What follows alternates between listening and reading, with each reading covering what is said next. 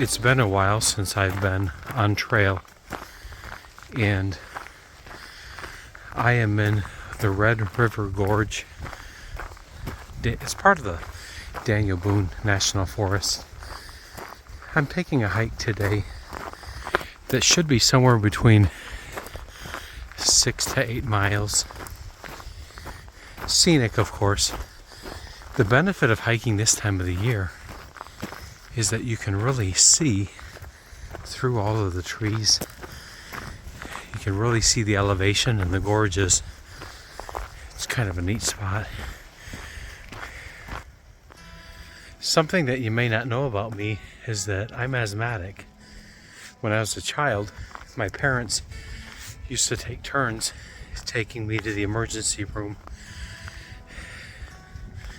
They certainly did not have the medications and preventatives back then that they do now, but I'm thankful for what I'm able to do despite being asthmatic.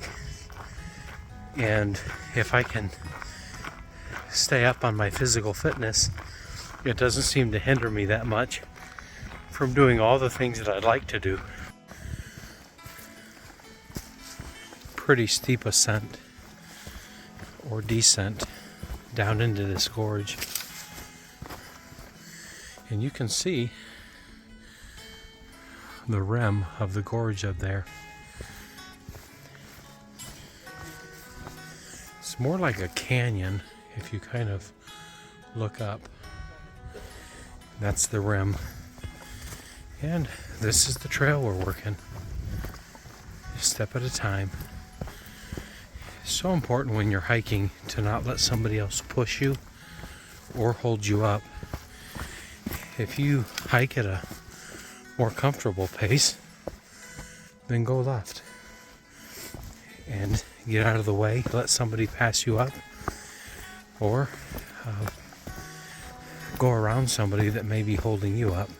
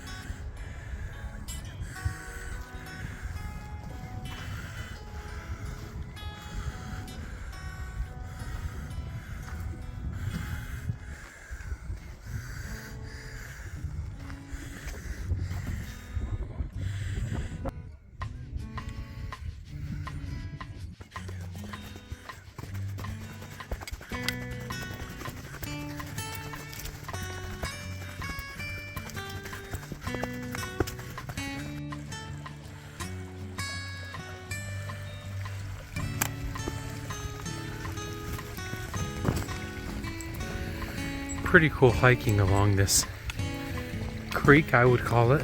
I'm sure when it's raining, the runoff makes it into a river, but for now, just a gentle stream. It's really beautiful.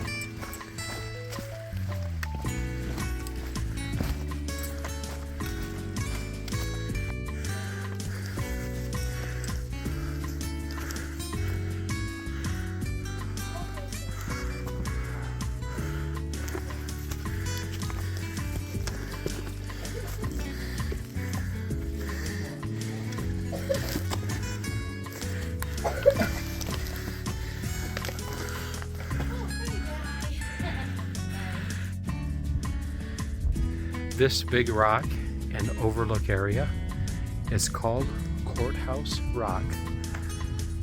Kind of a neat area. Nice overlook. It's been a pretty good day for hiking. The weather's a little cooler than I expected, but if you hike fast enough, you end up taking off your base layer, which I did. And now I just have a t-shirt and my puffy jacket, which, as you can tell, I've opened up a little bit. But I've been delightfully surprised that this area of the Red River Gorge, which does include parts of the Sheltowee Trace Trail. It's lightly trafficked. You're going to want to use either a map or maybe some kind of a guidance app like All Trails, Strava, Far Out. All Trails is a little glitchy, but it's going to help you stay on the trail. But even though it's not marked very well, you can tell where the trails are. So it's been delightful in some ways, and a couple things are a little different after hiking on the Appalachian Trail, but overall it's a nice hike.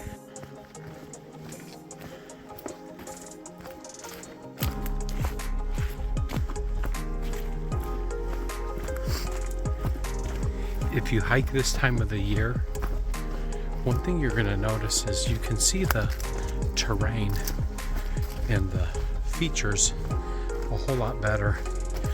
If the leaves were on, you wouldn't be able to see those ledges up at the top. I'm sure the trees would block them with all the leaves. This is kind of a natural protected area, so I'm noticing there are a lot of deadfalls that you just have to work around. But that's really no matter where you hike.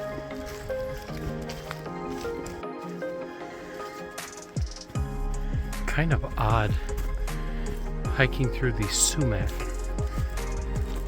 Something we don't see a lot of in Michigan. Everything else is bare. The sumac all have their leaves.